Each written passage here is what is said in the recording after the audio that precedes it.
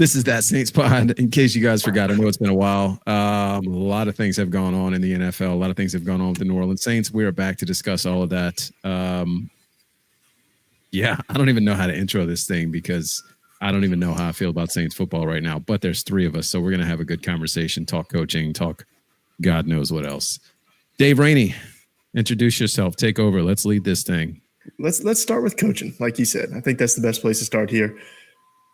Let's get the negative stuff out. Let's start down, and we'll work our way to potentially more positive topics, right? Maybe. Let's do that. So Jacob kind of mentioned it off camera. I want your overall take on so many coaches just saying no thanks to the Saints. Well, starting out with the negative 52 million in cap space, I think that's the biggest turnoff. Yeah, off the rip. But not why. I don't want your reasoning why they said no. We can get into that, but I want to know what you think it says about the Saints. I got it. Yep. You know what? I think that you can go one of two ways with this. And you guys know that I'm always one to polish it up for you, right? It looks bad. If you just look at it from the outside looking in, it looks bad. You got coaches turning you down, seemingly before you have someone in place. You're the last team to hire someone, and it looks like everyone's kind of just told you, yeah, thanks, but no thanks. It doesn't look great. It looks like people think Mickey, or they don't want to work for Mickey. I mean, you have the Aaron Glenn situation where I don't know if it's true, but supposedly he wanted to select his own GM. You got some other things going on. Joe Brady backs out of it. I somewhat think, though, some of these other ones, like Mike McCarthy, I think he saw the writing on the wall. He knew he wasn't going to be. Well, with Mike, I think that it was more the Saints didn't want him. That's what I'm saying. As opposed to, like, he didn't want to come here. Yeah, that's what I'm saying. I think I think that, like, with Mike McCarthy and maybe even Cliff Kingsbury, like, they knew, like, hey, I'm not really a front runner for that job. So let me just take my name out of consideration. That way it doesn't look like I didn't get the job, right? Like, I think there's kind of a couple ways to look at it. Did Cliff ever do a virtual interview? No, he didn't do any because he was waiting for the playoffs to be finished. Okay, yeah, so that changes my opinion about Cliff a little bit. I agree with you on McCarthy. I think he was always the fallback plan.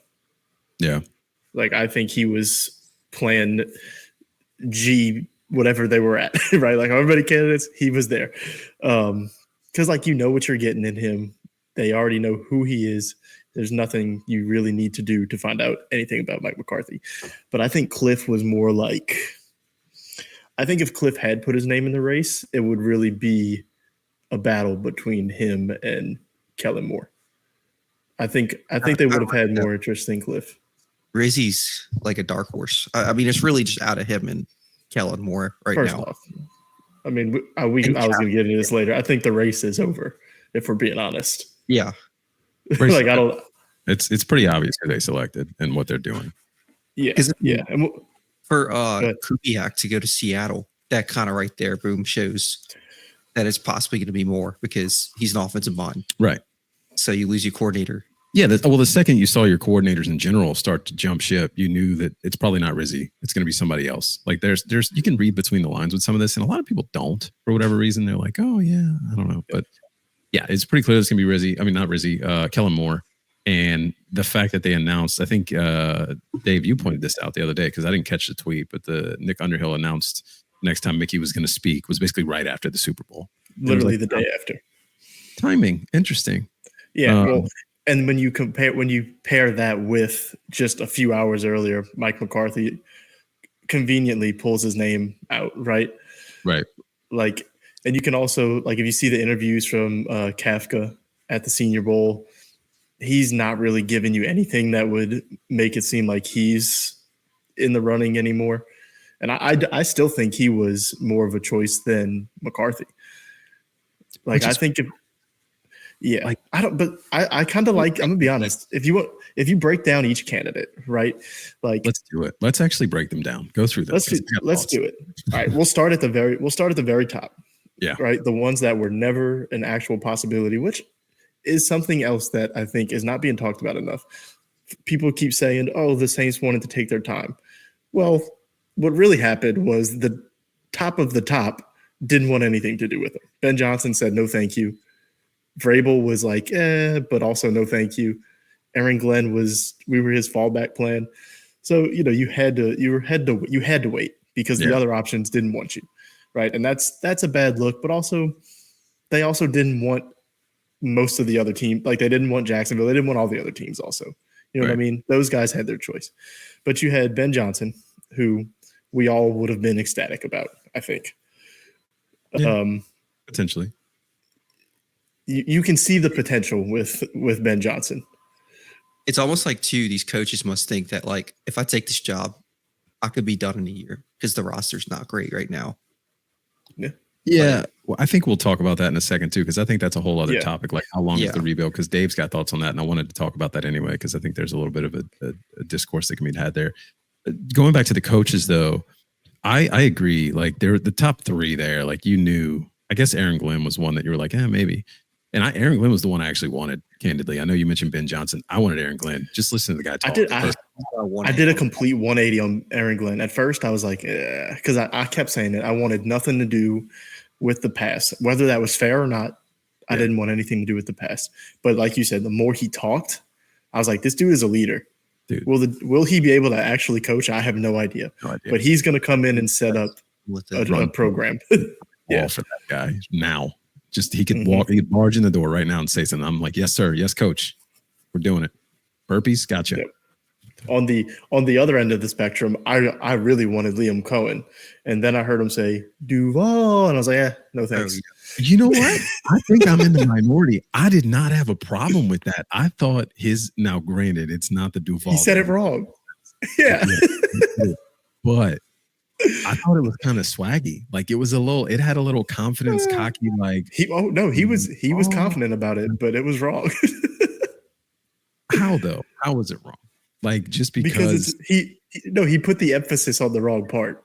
No, I know, but at the end of the day, it's just the name of the damn county. No, like, it's just funny. He did the Duval chant wrong, and it's just a funny moment. I'm just kidding.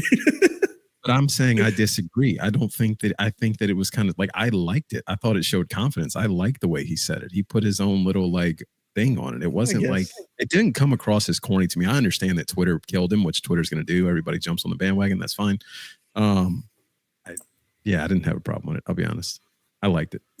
I'll go 180. I like that. Situation's either going to work out really well or it's going to fall apart, letting him pick his own GM. Yeah. So let's talk about the people who actually were candidates. Then. Are we all in agreement that Mike McCarthy was the one you wanted the least, or was Not Kafka really. there? I feel like if we got Mike, we probably would have been or Rizzy. Sorry, like competitive this upcoming season because he went 12-5 three straight years. I think. Right. What was it in Dallas? Yeah. Didn't win anything with a much better roster. Yeah, that's true. That's true. Yeah. I mean, you got more thoughts? No, you could go ahead. I don't want to. I gotta let it breathe. I know you like to get your thoughts out, so I don't want to ruin it. Yeah, no, Mike McCarthy was not my least favorite, and I'm backing up Jacob here. There's a lot to be said. Listen, we can't. I think somebody tweeted it. We can't just snub our nose and act like we're the prize when there's a Super Bowl winning coach on the market, right? And all these other coaches are like, no thanks. Like at the end of the day, if the worst you can do is a guy who won a Super Bowl in his past and has an above 500 record historically and has succeeded everywhere he's been, that's not bad. And he's dealt with Jerry Jones. Yeah. like I get wanting something fresh and new, somebody young, but I mean, I would have took McCarthy. I would have been interested. I would have talked myself into McCarthy. I half did. He was not my bottom of the barrel. I think Rizzy was probably the last guy I wanted. And I'll be honest, Kafka was. I want nothing to do with Kafka. Well, when I didn't want anything to do with him, but then Nick started talking, putting out things about what people around the league think of him, saying that they think he's a genius, and then like why because we all looked at the Giants' offense last year and we're like, why is this guy even a potential candidate? But then somebody put out it. Yeah, he did work with Andy Reid, which I mean, good pedigree. And then they put out a tweet basically like saying what happened with the Giants last year, and it was like he was brought in to run the offense, but then like within a couple weeks, Dayball was like, "No, I'm going to run the offense." Then they let Kafka do it again, and then Dayball was like, "Nah, I'm back." So it's like when you read through all of that, you're like, maybe he wasn't the issue in New York. There's so many issues in New York. First thing letting Saquon go. Yeah. That's kind of the thing. Like all of these guys that you had a legit chance at, none of them really like. I think Kellen Moore might be the only one that really kind of separates himself a little bit, and it's not by much. I don't think. Like first off, the Joe Brady stuff was crazy to me. I think we're on the same page. Yeah, here, Patty. Kafka is the exact same. If we're gonna give Kafka flowers, we gotta put him in the same boat as Joe Brady. We got to. Well, I'm not even really giving Kafka flowers. It's kind of like you said, you could have talked yourself into McCarthy. I think I could have talked myself into almost any one of them. Yeah, you know, like I could put a positive spin on any of them except for Rizzy. To be honest with you, I could have made myself believe in Rizzy. Okay, he's a leader. Alvin Kamara wanted him. Listen, don't get me started. I'll start saying shit. It was refreshing too after like letting Dennis Allen go, seeing somebody with some passion on the sidelines too. Yeah. But what were you saying? Up and down. No, I was just so like Kellen Moore. I think they actually might kind of luck into Kellen Moore. Like I could see Kellen Moore being a very good head coach. He's got everything Joe Brady resume wise. He's got way more resume than Joe Brady. Like everybody wanted Joe Brady and was kind of like iffy on Kellen Moore. Not everybody, a good bit of the fan base, which I'll stand on. Everybody wanted Joe Brady because he was from LSU. Like I know they say that's not the case, but I think it is. But anyway, I don't see how you can really, really want Joe Brady and not be ecstatic about Kellen Moore. Like if you were ecstatic about Joe Brady, I feel like you have to be about Kellen Moore because he's done so much more with arguably less, right? Like, listen, he hasn't had. I'm not saying Kellen Moore's had like scrubs at quarterback, right? But like you could say he's responsible for Dak, which is incredibly impressive. I know Dak gets a bad rep, but for being a 4th or 5th round pick, whatever he was, Dak is a hell of a quarterback for that range. Kind of underperformed in Los Angeles with Justin Herbert, I guess, which is kind of strange, but also Brandon Staley was the coach. It was a very interesting situation, if we're being honest. Yeah, and then he goes to Philly, and the most impressive thing is that he's never been like a running coordinator. Like he's always leaned more towards the pass, but then you put him with this run heavy, like this team, and he's like, yeah, I'll absolutely just convert to being a run first team, and we'll do that. And I mean, his resume is pretty damn impressive, man. When you look at it, points in the NFC championship. That's pretty. Yeah. I can't give him too much. I'll be honest. Pretty good. Did you watch the Commanders play defense this year? No, I didn't. Yeah. They didn't play defense this year. So yeah. But I get what you're saying. Yeah, we could. I know we were trying to structure this a little bit, but we can just we all think Kellen Moore is the guy. So let's just talk about him compared to the others, and then we'll get into the other stuff you wanted to kind of talk about. Yeah. So just give me your thoughts on Kellen Moore, I guess. You good? Sorry. I love throwbacks, nostalgia. My true honest to God gut feeling thoughts. I think Kellen Moore has the best resume of the guys available. I'll say that compared to the Joe Brady's and Well, I don't want to interrupt you. You think his resume is better than McCarthy? Well, no.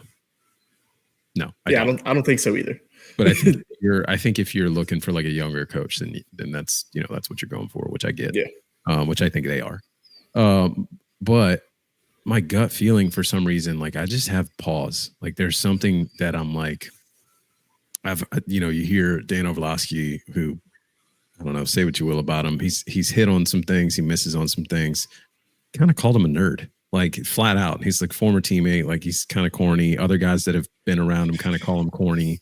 And I think that the thing that maybe it's just me like looking back at like Sean Payton or like looking at other coaches around the league that are like very strong-willed and very like, this is how we got to run things. This is how we got to do things. And I want that.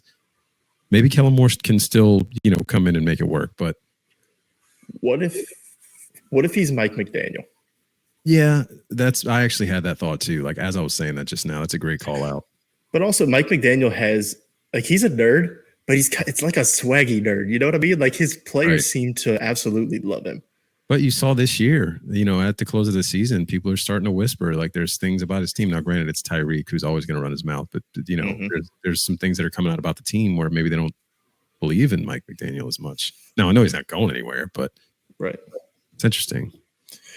I think as long as I'm okay with my head coach not being a rah-rah guy these days. I think a lot of I don't view Ben Johnson that way. I don't know. I feel like this next wave of coach. What? I said, well, he wasn't a head coach. He is. Well, no, I'm just talking about the candidates. Right. And, I kind of feel like the way the future of the NFL is going to go, those rah-rah coaches are going to start to phase out. And you're going to get some of these offensive nerds that they're just football guys, like now football knowledge guys, not necessarily football guys in the sense of Mike Tomlin, Vrabel, those kind of things. Well, see, those guys aren't rah-rah guys, but those are the type of guys I'm talking about that are like, I know what you mean. Structured. This is what we do. Yeah. And I was listening to Nick and them the other day, and they made a good point to where as long as you have somebody on your staff that can do that it should be okay. And I think that's where I'm at. Like if he brings in like a good defensive coordinator that's like that, I think that could be your guy. Like we had, the Saints had Dan Campbell back in the day as a tight ends coach. I mean, Sean was kind of that himself also in a way, but he's not Dan Campbell. You know what I mean? Like he's not the football guy. So I think as long as you have somebody, I don't necessarily care. I think if Kellen Moore has success, the guys will respect him. Like it's that simple. Because everybody respected Mike McDaniel until this year when they're kind of like, all right, things are starting to look a little funny in the light. You know what I mean? Yeah. What do you think, Jacob? I mean, I'm a fan of him. Yeah. I mean, you got to wonder, like, in the draft, future draft, if we hire him, if he's going to take like Genty or he's going to get like a Saquon type of. That's another question. Do you think he has the power to make that call? Yeah, I think so. And if a coach can come in, say they want a new GM.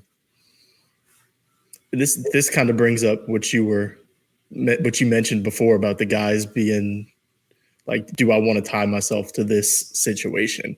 Mm-hmm. Right. And like, that's why Joe Brady pulled out. That's why Kingsbury didn't want to interview. Like all these guys are like Brady's young. He absolutely can afford to wait another year and he'll be the hottest commodity next year. Right now in Buffalo. Like I don't blame him for not wanting to leave. Yeah, for sure. Yeah. You don't like if Barry, he's in a really good situation there too. Kellen Moore's also in a good situation. Just calling that out. Oh yeah. But also Kellen Moore's his name has been floated around as a head coach since he left Dallas. Yeah. Like he's almost probably to the point where he's like, I need to pull the trigger on something. Right. And I'm hoping that, and this is kind of what Patty was alluding to, I think, I'm hoping they offer him a decent, like even, it can be a 5-year deal, whatever, but I hope they give him the leeway of being like, all right, we're not just going to say after 1 year, if you have 5 wins, that's not good enough and move on. That's what I'm worried about. Yeah. Like his coach short leashes. It's crazy. Yeah. Yeah. That's how the NFL is going. Like all these guys are like, if you have 1 or 2 bad years, you're out. Now the Saints have been the opposite of that. Since so I'm hoping that they're like 4 years. Well, to be fair, the Saints haven't had a bad year. we all looked at them as bad years, but they could have been worse. Yeah, they were absolutely. hovering around 500 the last couple of years. This was the bad year. Bad year. Yeah. But yeah, I'm hoping there, because listen, sure, maybe you draft Jackson Dart at 9, right? And he ends up being incredible. Listen, I know you're rolling your eyes. I didn't roll my eyes. That was a legitimate shot. Not that I don't think he's good. Actually, I like Jackson Dart. 9? But listen, look at just the only reason, that's not me being like, oh, I think he should go in the first round. That's reading the tweets of people coming from the Senior Bowl that are watching him play and saying he's got first round buzz. If you got offered like a crazy package from a team moving up to 9 to get him, would you? Well, it depends. It depends what your grade on him is. To be honest, if you grade him that high, take him. I mean, you know how I feel about the draft. Like, you take the guy that you want, you take the best player available. If you got a good grade on him, get him. Yeah. If somebody's going to overpay and you don't have a grade on him for that spot, maybe you have a second round grade, you trade back. They also, like, I didn't mean to turn this into a draft talk. They also could trade back into the first round later, whatever. My point is, right, if you take Jackson Dart this year, right, and he hits, like, and he ends up being a guy, like, sure, you could luck into a Washington type season, right? But the reality is that this is probably a 3-year project at best. Or do you wait for like that? I mean, yeah, you don't wait, but also you could suck and luck in the Arch next year, and then it's a 2-year project. But my point is, like, this is not going to be a 1-year turnaround, and I hope that the organization gives him the leeway for that. And also, I hope that the fan base understands that if this team is terrible next year, that might not necessarily. Now, if the offense is terrible, that might be on Kellen Moore. But like, if the team is just bad like they were this year, I'm just hoping they don't turn on Kellen Moore immediately. Yeah, they shouldn't turn on the first-year head coach. You're going to have some that turn on him no matter what. Of course. No matter what. Yeah. I think that some Saints fans, or most Saints fans, are smart enough to realize the talent on the field, right? I get some people talk themselves into Spencer Rattler this year, and for good reason. But if you watched the team this year, you knew you had fucking guys that shouldn't even be on an NFL roster who proved themselves, actually, which was great, but shouldn't even be on an NFL roster competing. And then people were still complaining about how bad the team was. It's like, okay, come on. I think fans can see that and they understand that. So if they roll out a team with the talent, like the team finished this year, hopefully they're smart enough to see that. But I want to give thoughts on the 3-year leash, whatever, blah, blah, blah. That was something that I just had like a visceral response to the other day, and I was saving it because I figured we'd talk about it on the podcast today. Yes, a coach should never be fired after 1 year unless they're just absolutely terrible. Like, yeah, they deserve to get 2-3 years in their system and all that stuff. But I don't think you ever go into a team as a head coach and say, oh, it's a 3-year project. Fuck that. It is not a 3-year project. Every year in the NFL, there's parity, and you can fight for a playoff spot every single year. Sure. Yeah. No, so, like, I say that, but also when I say you have 3 years, it's with I don't know what the word is that I'm looking for. It's, yes, you have 3 years as long as you're showing that you're competitive each year and you're showing improvement each year. If you get 3, I'm willing to say year 1 is a wash, right? Like, maybe if you go winless, like, like there is some. Yeah, that's a whole right. You know what I mean? There are scenarios, of course, that after 1 year you're like, all right, this team is too good to be a winless team. You know what I mean? But like, I'm willing to say year 1 is a wash, but I need to see some improvement in year 2. I want to see whatever we're weak in next year. I want to see him be able to address that area the following year, right? Like, I don't want to continue to see the same issues like we have with, Dennis Allen. Like, I want to see you improve in areas that need to be improved upon each year. But I look at what San Francisco did when they hired Shanahan.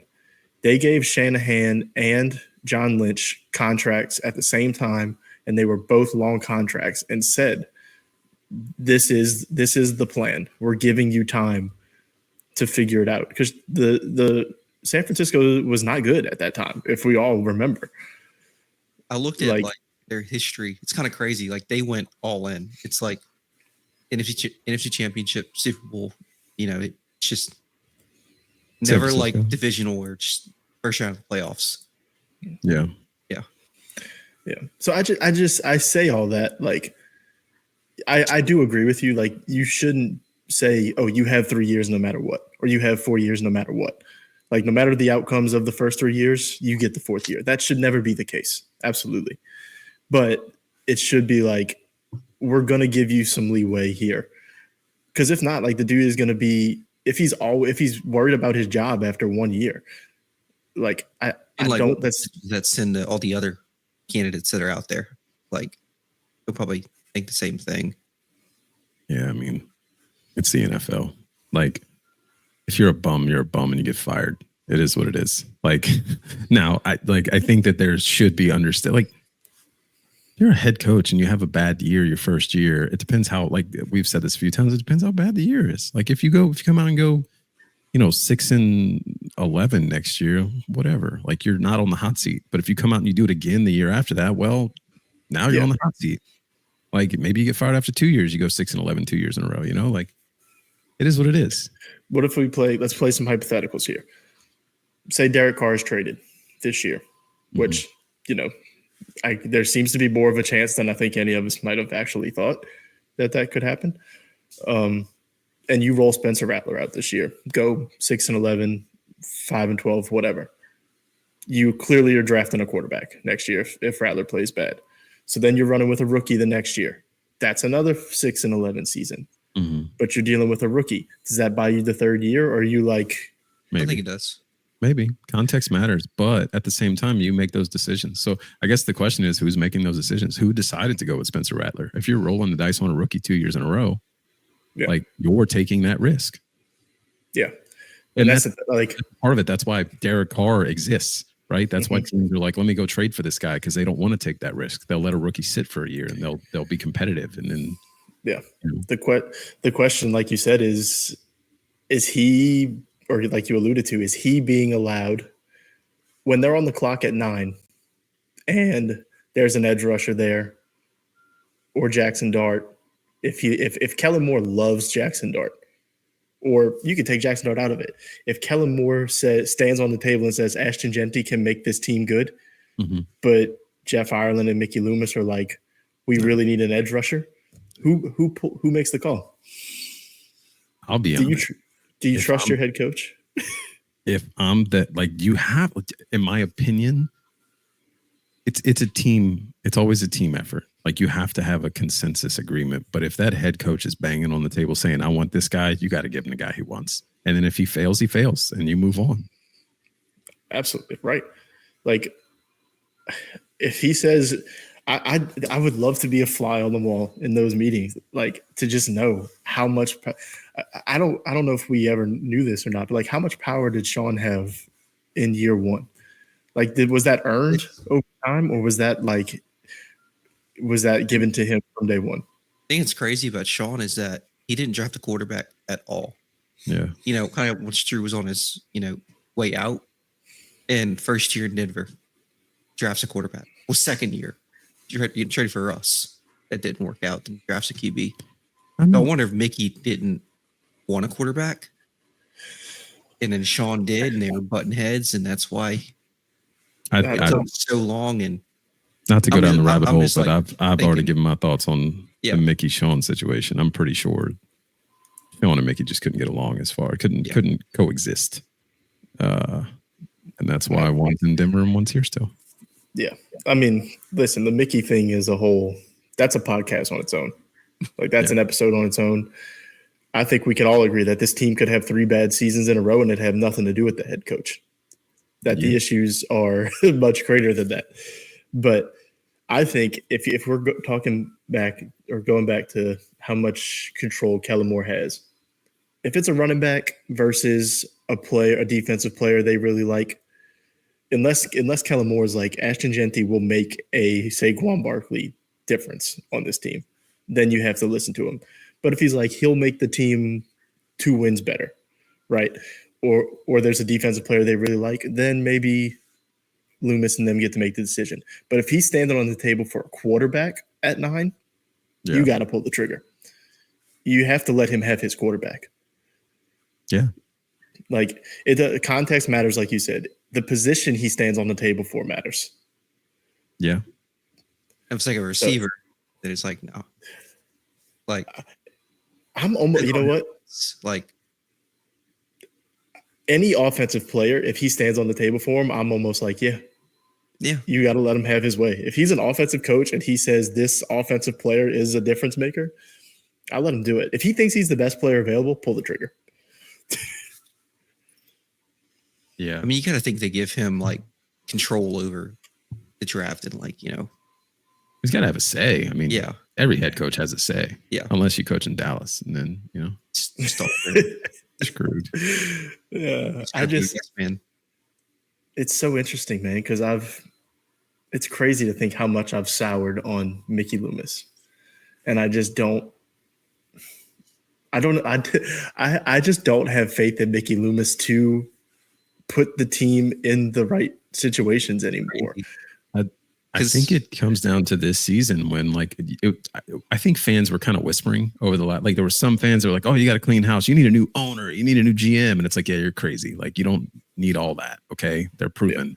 And then this year, Mickey rolls out and he's smacking his gum, and it's just like his posture overall. And he's like, "You got to look beyond the results." And it's like, well, yeah, the fucking results suck. Okay, like, how often are we going to look beyond sucking? Because it was just one thing after another. Like, why are you a desirable team? Because we're one of 32. Yeah. Well, guess what? No one wants you. Exactly. And you're one of 32 and still nobody wants you. That kind of stuff continues, like the attitude. And then you hear that Benson is the one that had to fire, Dennis Allen. And then Mickey kind of comes out and like throws shade about it. And it's like, what are we doing here? And it's so many things, man. It's like you fire your head coach halfway through the season to get a leg up, right? And like, he comes out right away and is like, we're not going to take advantage of that. And I'm not saying you were never getting Ben Johnson, like, right. But like Vrabel, or like, I have a hard time believing that if you didn't go to Vrabel the middle of last year and like at least work the relationship all season long, that he doesn't at least give you a chance, right? Maybe. And it's.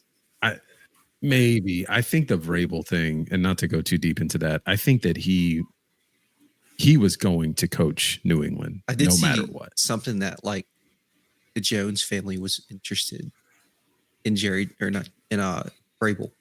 Oh, like Dallas? Yeah. Yeah, but I think I heard something, or maybe I read something that said they had basically guaranteed the job to Gerard Mayo. Who the fuck was their coach? Gerard Mayo? Sorry,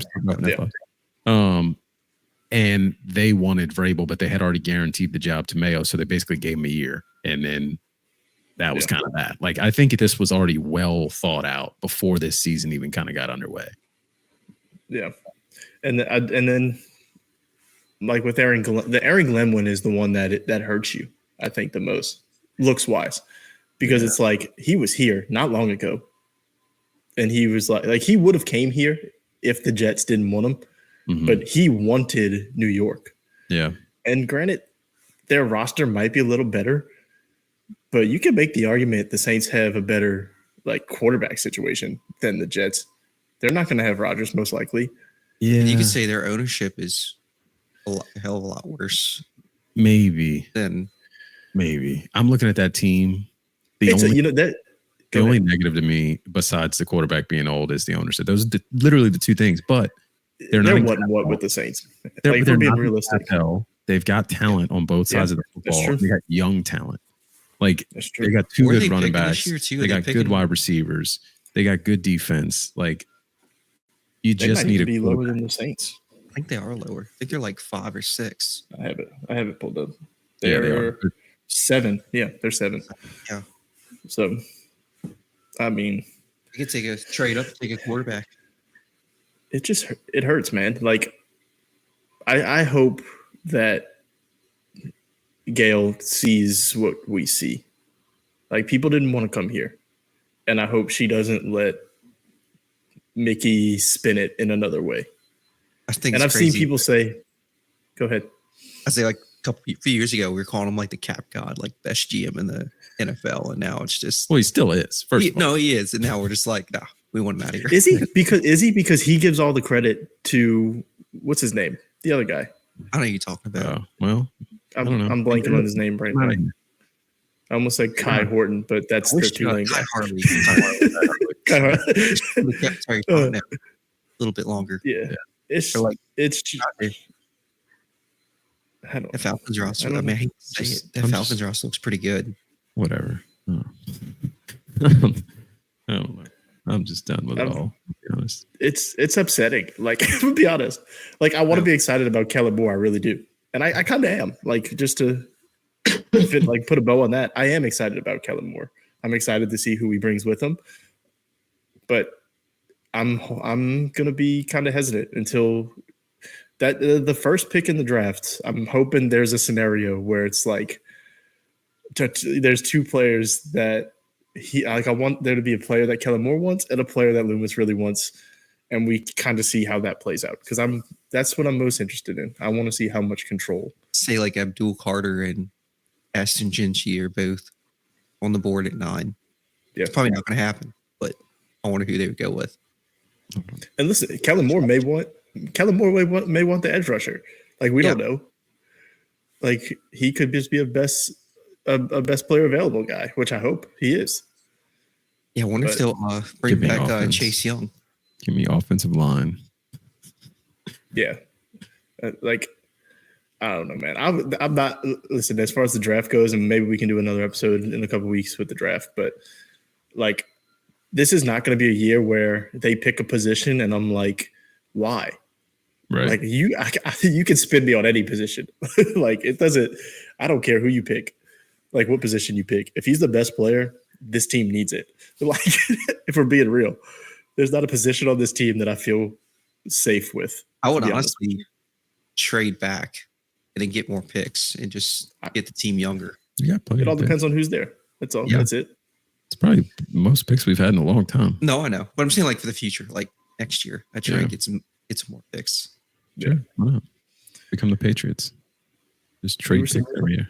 We were supposed to end on a high note, and we kind of just went back to this. No. Hey, that's the reality of the situation right now. Yeah, I mean, what are you gonna do? The Super Bowl's here. Super Bowl in New Orleans. Jameis Winston's coming to town. That's all I know. That's exciting. Everybody's coming to town. Taylor's coming to town. Yeah, well, that's exciting to me. I mean, so. I don't care that she's in. What is she doing? She's here. I don't know, man. Who are we pulling for? Let's wrap up. Let's do that because we're probably not going to have another episode before the Super Bowl, most likely. Both teams lose.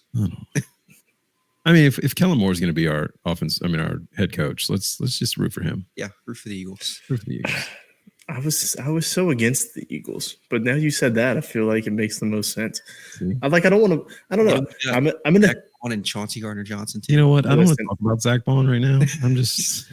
But see, I have I don't have any negative feelings towards Zach Bond. No, I don't either. I have negative feelings towards myself and my team when I hear Zach Bond. Yeah. Yeah. But I don't think I want Chauncey to have a ring. To be honest. Yeah. But my whole thing about going against Philly was because their fans are terrible people, and I just don't I don't want to pull for their fans. And the Chiefs thing with listen, I'm not a guy that's like the refs decide a lot of games, but it's really starting to add up here. Okay, with the Chiefs. It's not as bad as like our no call situation, but I saw Bills fans are like not even going to watch the Super Bowl. It's like, why? It wasn't as egregious as ours. Yeah. But it's not even that one call to me. It's all season long. They've been getting these little calls.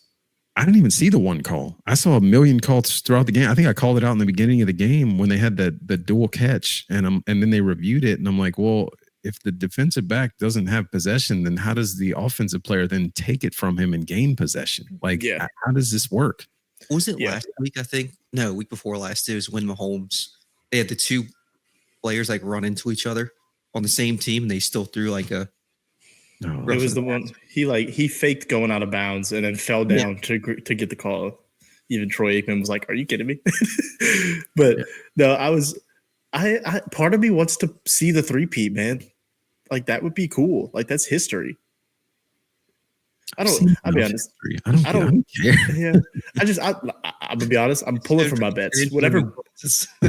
Whatever bets I put in, I'm pulling for. Like, if it helps my bets, great. If it doesn't, I hope it doesn't happen. Like, I don't. I'm not gonna be. I'm not gonna really be upset if either team wins or loses. Yeah. I do like Saquon. Saquon getting a ring would be cool. I've seen a lot I of don't people know. saying that he should win MVP this year. He should. He absolutely should be the MVP. Well, that's a quarterback award. So Yeah. It should be, any position that, yeah, I know. but It's not. I don't know. Let's wrap this thing up. I got 9% battery left. So All right. Heads or tails, prop bet. Which one are you taking? tails. tails. All right. I'll take Gatorade. it. Never fails. Gatorade color. Red. Orange. Orange. Probably orange as well. My brain said purple. I said red, but like purple is linear. So I'm going to put that out there. Or blue. What's Blue. Really good. I wish I had them. I'm trying to think of other ones that people do all the time. I wish I had them in front of me. Kickoff, touchback, or returned. Opening kickoff. Touchback. Okay, I'm saying he returns it. Okay. Situation. I'm gonna go return. Hmm? I'm gonna go return. Return. I wish I had the over under on the anthem, but I don't. I love So. prop bets. Yeah, that's the best part. I'll be honest. It's the I only. would What's the put best? 6 of them for the Who Super scores the Bowl. first touchdown? What he said? I Who didn't scored hear the first touchdown? I it. don't Ooh, Noah Gray. know. Ooh. Gray. Wow. I'm looking for value. Noah Gray or Kareem Hunt. What are the odds on that one? DeAndre Hopkins. I don't know, but it's always Noah Gray. Yeah. I mean, yeah. I'm gonna go say And this year more than ever. Yeah. Noah Gray had a year. I don't know. I don't know. Tush push. Yeah, take the octopus. Yeah. Tush push. We're going Jalen. Is Kellen Moore gonna be bringing that to New Orleans too? I don't think so. I don't think we have the personnel for that. No, we definitely You don't need right now. Jalen. It's all Josh. Jalen. It is, yeah. It's not even Josh. It's all Jalen. Jalen squats like 600 pounds. Like there's a reason this True. dude True. pushed through. True. All right, last one. MVP. Of the Super Bowl? Because that's the game we're talking about. Yeah, because whoever you pick is basically. I don't want to say who do you think is going to win. That's boring. Whoever you pick is basically going to tell who you think is going to win. So, Here's Saquon Barkley. yeah, Hmm. I also want to say Saquon. Yeah.